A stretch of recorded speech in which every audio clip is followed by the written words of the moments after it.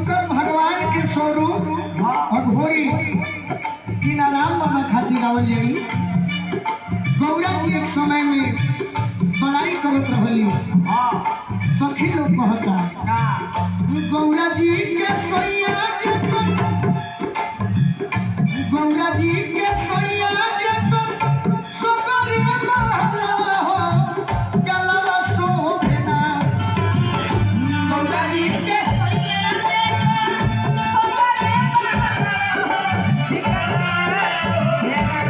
एक बार बोली शंकर भगवान की। गौरा जी के सैया सगरे महला हो गलवा सोभना। सौसे साता